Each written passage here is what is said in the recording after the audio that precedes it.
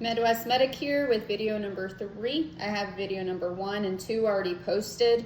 If you want to refer to those before you watch this one, go right ahead. If you want to watch this one first, do what you want. So this is going to be about the pathophysiology of diabetics.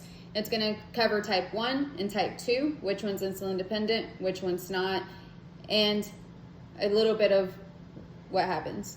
All right, so starting out, diabetes is a disease caused by an inability to metabolize glucose normally. It's frequently due to an issue with insulin production. And untreated diabetics typically have elevated blood sugar levels due to a lack of insulin and ineffective insulin as well. As blood sugars approach about 200, glucose begins to spill into the urine. Glucose draws water, which increases urinary output, and dehydration is very common.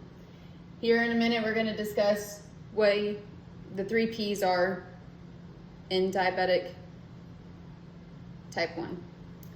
So when we look at type 1 diabetics, these patients on this side are going to be insulin dependent. They must take a supplement, insulin, to be able to control their levels.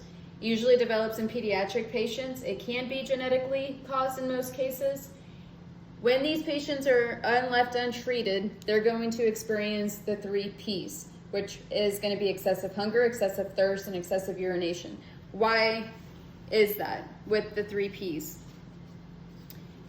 So also on high risk of insulin shock due to insulin overdose are going to be in type 1 diabetics. So when we're talking about the 3 P's, that's the triad of the classic symptoms for untreated diabetics. This is typically related to hyperglycemic patients.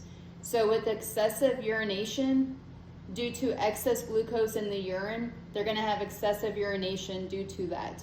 Too much glucose in the urine. Excessive thirst due to dehydration, and then excessive hunger due to the cell starvation because they're trying to find another source, but they're not able to find it. So now they're starving. That's where the 3 P's come in. So these patients, we need to keep an eye on them because they can get very dehydrated, which also affects the kidneys. So type 2 diabetics, they're non-insulin dependent. Type 2 diabetics do not typically require supplemental insulin. It's caused by a combination of lifestyle and genetics. It can be largely controlled through diet, exercise, and oral medications. Type 2 is very common, and it's more common than type 1 diabetics. So these are the ones that we're going to see most of the time with our 911 calls. When we're going to see these are going to be when they're at high risk of insulin shock due to insulin overdose. That's really common.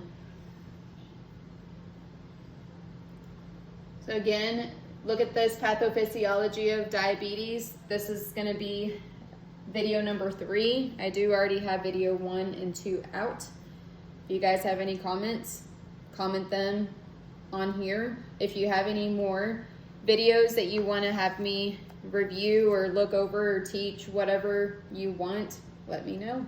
All you got to do is ask. Thanks for watching.